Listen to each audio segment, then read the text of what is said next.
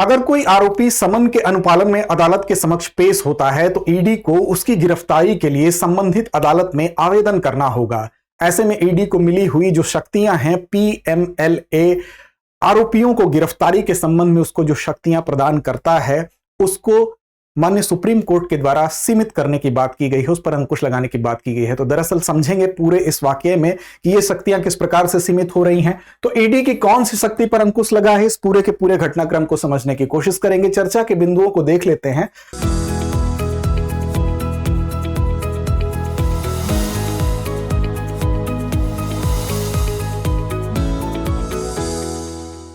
खबर की बात हमने की, उसके बाद चर्चा में क्यों है इस बात को बताया गया आपको। मनी लॉन्ड्रिंग क्या होता है, क्या होता है प्रवर्तन निदेशालय ईडी जो काफी चर्चा में है, साथ ही पीएमएलए एक्ट को भी समझने की कोशिश करेंगे। हालिया निर्णय कैसे इसको प्रभावित करता है उसको देखेंगे। अभ्यास प्रश्न की तरफ चलेंगे जिसकी जिम्मेदारी आपकी होगी।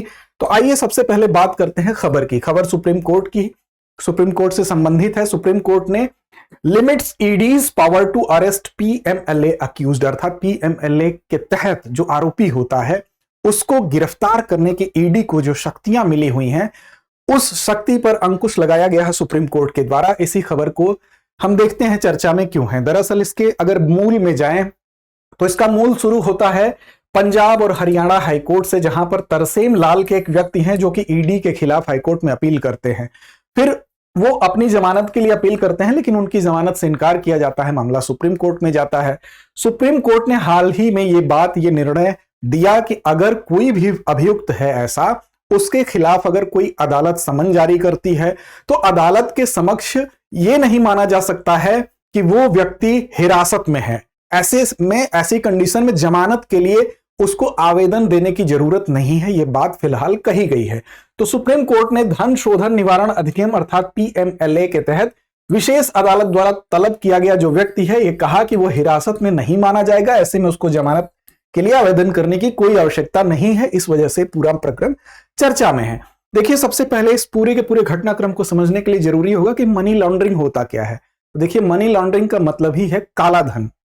काले धन को, अवैध धन को वैध बनाने की जो प्रक्रिया है वही मनी लॉन्ड्रिंग है।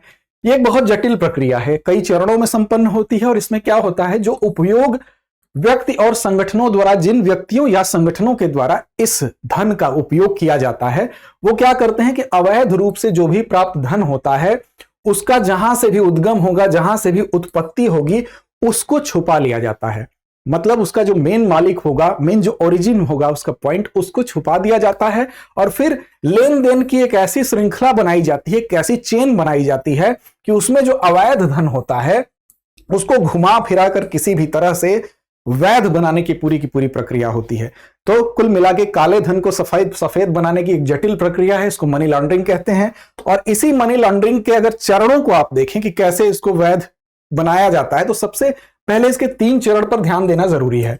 पहला चरण है धन का प्रवेश। सबसे पहले प्लेसमेंट होगा। अगर मान लीजिए कोई आपकी अर्थव्यवस्था की ये साइकिल है और यहां से जो काला धन है, सबसे पहले साइकिल में इसकी एंट्री होगी। कैसे एंट्री होगी, तो विभिन्न बैंक खातों में धन जमा करके हो सकता है, मुद्रा का विनिमय करके हो सकता है, मुद्रा दे के उसके बदले में कोई और प्रॉपर्टी के बदले में हो सकता है। तो सबसे पहले वो मूल्यवान संपत्ति के माध्यम से, विभिन्न खातों के माध्यम से वो इस साइकिल में एंटर करेगा, अर्थात सबसे पहले उसका प्लेसमेंट होगा। उसके बाद क्या होगा, दूसरा चरण होता है स्तरीकरण का, लेयरिंग का। लेयरिंग में क्या होता है, जो अवैध धन होता है उसको उसके स्रोत से अलग कर दिया जाता है। मान लीजिए ए सोर्स से ये यहां पर आया है। अब इसमें क्या होगा, अगर मान लीजिए पैसा आया है किसी मेन जगह से, मेन खाते से, तो इसको कई खातों में ट्रांसफर किया जाएगा। इस तरह से अपने मेन जो सोर्स है उससे ये काफी दूर हो जाएगा, तो पहचान को जटिल बना दिया जाता है। उसके बाद जो तीसरा चरण होता है वो एकीकरण अर्थात इंटीग्रेशन का होता है। और इस चरण में क्या किया जाता है कि जहां भी ये शोधित धन है, इसको वैध धन के रूप में अर्थव्यवस्था में शामिल करने की कोशिश की जाती है कि अब इसको व्हाइट मनी के रूप में बना के और इसको मेन जो आपके अर्थव्यवस्था का चक्र है उसमें शामिल कर ले, तो पता ही नहीं चलेगा कि किसके नाम का पैसा था, कहां से आया, मेन मालिक कौन है, और वो काला धन सफेद धन बन गया। तो इस पूरे के पूरी जो काले धन की जो इस तरह की जटिल प्रक्रिया है, इसको रोकने के लिए भारत में एक व्यवस्था की गई। उस व्यवस्था को कहते हैं प्रवर्तन निदेशालय, इन्फोर्समेंट डायरेक्टरेट जिसको कहा जाता है। इसकी व्यवस्था की गई ताकि इस प्रकार के काले धन पर अंकुश लगाया जा सके। ये क्या है, तो ये बहु अनुशासनात्मक संगठन है, जो आजकल जिसको शॉर्ट फॉर्म में ईडी कहते हैं, इन्फोर्समेंट डायरेक्टरेट को ही ईडी कहा जाता है। तो इसकी व्यवस्था तब की गई, एक बहु अनुशासनात्मक संगठन है, अर्थात कई प्रकार से इस प्रकार के आर्थिक जो अनियमितता के मामले हैं उनको ठीक करने के लिए एक प्रकार का संगठन बनाया गया। ये वित्त मंत्रालय के राजस्व विभाग का अंग है, और जब ये शुरू में स्टेबल किया गया तो 1 मई 1956 को इसकी स्थापना हुई, और 1957 से फिर से ये प्रवर्तन इकाई का नाम बदलकर प्रवर्तन निदेशालय कर दिया गया। शुरू में इसका जब इसको स्टेबल किया गया तो प्रवर्तन इकाई के नाम से किया गया। आर्थिक कार्य विभाग के नियंत्रण में प्रवर्तन इकाई के रूप में शुरू हुआ था, लेकिन बाद में 1957 में आप देखेंगे ये प्रवर्तन निदेशालय हो गया, और तब से फिलहाल अभी तक इन्फोर्समेंट डायरेक्टरेट के रूप में ये हमको हमारे सामने दिखाई देता है। ईडी भारत सरकार की एक आर्थिक खुफिया एजेंसी के रूप में भी काम करता है, अर्थात इस प्रकार की जितनी गतिविधियां होती हैं, अनियमितताएं होती हैं, उनको देखने के लिए एक इंटेलिजेंस के रूप में भी यह काम करता है। हाल ही में ईडी काफी चर्चा में रहा, तो आप देख सकते हैं इसकी चर्चा के कारणों से आप सभी परिचित होंगे। अब देखिए, ये 2 विशेष राजकोषीय कानूनों के माध्यम से काम करता है। विशेष रूप से अगर कानून की हम चर्चा करें तो विदेशी मुद्रा प्रबंधन अधिनियम 1999 जिसको फेमा कहते हैं, और धन की रोकथाम अधिनियम 2002 जिसको पीएमएलए कहते हैं। तो पीएमएलए की ही चर्चा विशेष रूप से हो रही है, क्योंकि इसी जो अधिनियम है, इसी अधिनियम के माध्यम से, इसमें एक विशेष धारा है, उसके माध्यम से, वैसे तो कई धाराएं हैं लेकिन विशेष रूप से 2 धाराएं हैं। एक धारा 45 है, इसकी वजह से इसको यह शक्ति मिल जाती है कि यह किसी भी व्यक्ति को बिना किसी कारण के संज्ञेय अपराध मानते हुए गिरफ्तार कर ले। तो ये जो अधिनियम है इसको बहुत शक्तिशाली बना देता है, और इन्हीं प्रावधानों को लागू करने का काम ईडी करता है। अब सीधी भर्ती के द्वारा इसमें कर्मियों की नियुक्ति की जाती है, और कुछ लोग ऐसे होते हैं जो प्रतिनियुक्ति पर भी आते हैं, जैसे वो अलग अलग डिपार्टमेंट से हो सकते हैं, जैसे विभिन्न जांच एजेंसियों से हो सकते हैं, सीमा शुल्क और केंद्रीय उत्पाद शुल्क से हो सकते हैं, आयकर से हो सकते हैं, पुलिस से हो सकते हैं। तो इस तरह से ईडी का गठन होता है। अब मेन हमको मुद्दा समझना है कि जो धन शोधन निवारण अधिनियम है, अर्थात prevention of money laundering act, जिसको पीएमएलए कहा जा रहा है, जिसकी चर्चा बार बार हो रही है, इसी पीएमएलए के तहत अगर कोई आरोपी होता है तो उसको गिरफ्तार करने की शक्ति ईडी को प्राप्त है। अब ये क्या है, तो एक आपराधिक कानून है। इस कानून के तहत क्या होता है, तो अधिकारियों को एक अनंतिम रूप से जांच पड़ताल करने के लिए, पूछताछ करने के लिए और जुर्माना लगाने का अधिकार तो मिलता ही है, साथ में काले धन के कारोबार में अगर कोई व्यक्ति लिप्त है, ऐसा अगर इनको लगता है, तो उसकी गिरफ्तारी भी ये कर सकते हैं, और उन पर मुकदमा चलाने के अलावा आपराधिक कृत्यों से प्राप्त जो भी संपत्ति होगी उस संपत्ति को ये कुर्क कर सकते हैं और जब्त कर सकते हैं। तो ये अधिकार इस विशेष आपराधिक कानून के तहत इनको मिलता है, जो इसको काफी शक्तिशाली बना देता है। और यही अपराध इसी अपराध में और वृद्धि होती है, इसी शक्ति में और वृद्धि होती है धारा 45 के तहत। धारा 45 के तहत पीएमएलए के अधीन सभी अपराध संज्ञेय माने जाएंगे और गैर जमानती माने जाएंगे। संज्ञेय अपराध क्या होता है, जिसमें आपको बिना किसी वारंट के आपकी गिरफ्तारी हो सकती है, तो ऐसे अपराध संज्ञेय कहलाते हैं। तो इस आधार पर आपको अगर ट्रीट किया जाएगा तो ये अपने आप में इसको काफी शक्तिशाली बना देता है, जिससे ईडी को कुछ शर्तों के अधीन बिना वारंट के अभियुक्त को गिरफ्तार करने का अधिकार होगा। अब साथ साथ ये भी बात आती है, इसके तहत ईडी की शक्तियां काफी ज्यादा बढ़ जाती हैं, और यहां पर 2 शर्तें, ऐसी दोहरी शर्त है जो कि इसको इतना उलझाऊ बना देती है कि किसी व्यक्ति को अगर ईडी चाहे अगर वो गिरफ्तार कर ले तो उसकी जमानत लगभग नामुमकिन हो जाती है। वो कैसे, तो वो 2 शर्तों में पहली शर्त ये होती है कि जिस व्यक्ति को गिरफ्तार किया जाएगा तो वो प्रथम दृष्टया अपराध के लिए अपने आप को निर्दोष साबित करे। एक तो उसको बिना बताए अगर हम गिरफ्तार करते हैं तो उसको यह कहा जाता है कि आप अपने आप को प्रथम दृष्टया ही निर्दोष साबित कर दीजिए। और दूसरी शर्त कही जाती है कि आरोपी को न्यायाधीश को यह समझाने में सक्षम होना चाहिए कि वह जमानत पर रहते हुए कोई अपराध नहीं करेगा।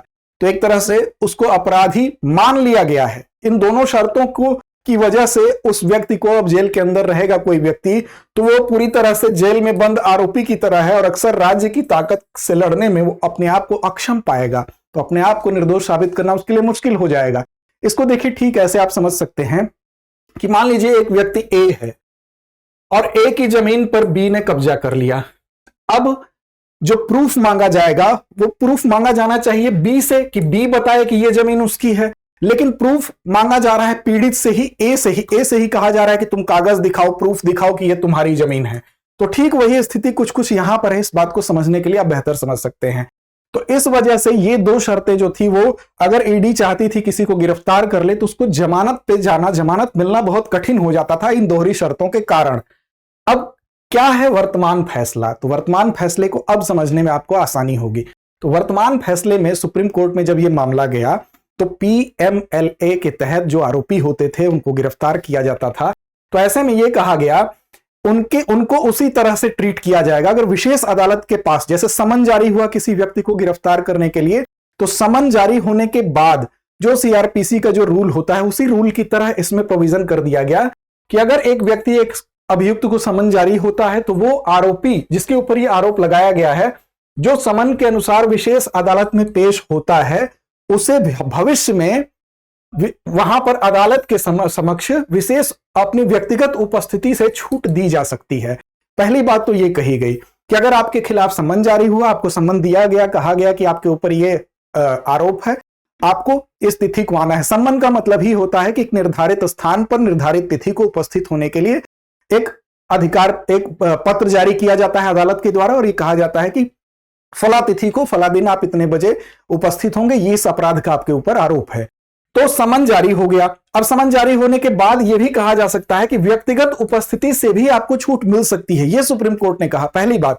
दूसरी बात कही कि यदि कोई आरोपी समन के बाद भी उपस्थित नहीं होता है, अगर मान लीजिए आपको समन जारी हुआ फिर भी आप उपस्थित नहीं हुए, तो उस कंडीशन में यह कहा गया तो जो विशेष अदालत होगी, अर्थात जहां पर यह मामला चल रहा है, जहां पर इस मामले जिस अदालत के द्वारा समन जारी किया गया है, उस अदालत के द्वारा एक जमानती वारंट उसके बाद जारी किया जाएगा। अर्थात ये वारंट कैसा होगा, जमानती होगा, मतलब इस वारंट को जारी करने के बाद भी आपकी बेल हो सकती है, जमानत हो सकती है। तीसरी कंडीशन फिर बनाई गई, उसके बाद भी अगर आप उपस्थित नहीं होते हैं तो उस कंडीशन में यह कहा गया कि गैर जमानती वारंट तब तीसरे चरण में दिया जाएगा। अर्थात जो पीएमएलए के तहत जो शक्तियां थी कि उसको गिरफ्तार कर लिया और फिर जमानत का कोई चांस नहीं, तो उस चीज पर अंकुश लगाने की यहां बात हो रही है। साथ ही यह भी कहा गया कि अब ईडी के कैसे शक्तियां सीमित हुई, कैसे अंकुश लगा, तो देखिए ईडी को अदालत में पेश होने वाले व्यक्ति को अगर अब हिरासत में लेना है तो समन चूंकि अदालत ने जारी किया, तो अब ईडी को जाना होगा, अलग से आवेदन करना होगा अदालत के पास। उस विशेष अदालत में अब ईडी, जिस संबंधित अदालत में यह मामला चल रहा होगा, वहां पर अलग से ईडी आवेदन करेगी अगर वो उस व्यक्ति को हिरासत में लेना चाहती है तो। साथ ही साथ केवल आवेदन करने से ही काम नहीं चलेगा, बल्कि उसका बेस बताना पड़ेगा, उसकी विशिष्ट आधार क्या है, जिस आधार पर वो उसको ये प्रूव कर सके कि इसकी गिरफ्तारी अनिवार्य है। उन विशिष्ट आधारों को बताना पड़ेगा, हिरासत की आवश्यकता क्यों है ये बताना पड़ेगा। साथ ही समन के बाद, व्यक्ति के पेश होने के भी बाद, जैसे व्यक्ति को समन जारी कर दिया गया, व्यक्ति उपस्थित भी हो गया, उसके बाद भी अगर ईडी को लगता है कि जब ईडी उसको हिरासत में लेना चाहती है, तो ऐसी दशा में वो फिर से जो भी विशेष अदालत होगी उसमें आवेदन के बाद ही ईडी उसको हिरासत में ले सकती है। बिना आवेदन किए अब ईडी उसको हिरासत में नहीं ले सकती है। तो इस तरह से जो विशेष उसको शक्तियां मिली थी, उन शक्तियों पर अंकुश लगाने की बात यहां पर कही जा रही है। तो उम्मीद है आपको यह पूरा का पूरा संदर्भ समझ में आया होगा। अंत में एक अभ्यास प्रश्न को देखते हैं जिसकी जिम्मेदारी आपकी है। धन शोधन निवारण अधिनियम कब पारित हुआ?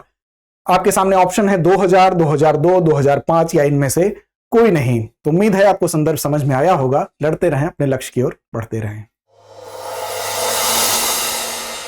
डियर व्यूअर्स, अपने एग्जाम की तैयारी को और बेहतर करने के लिए हमारे चैनल को लाइक, शेयर और सब्सक्राइब करना न भूलें।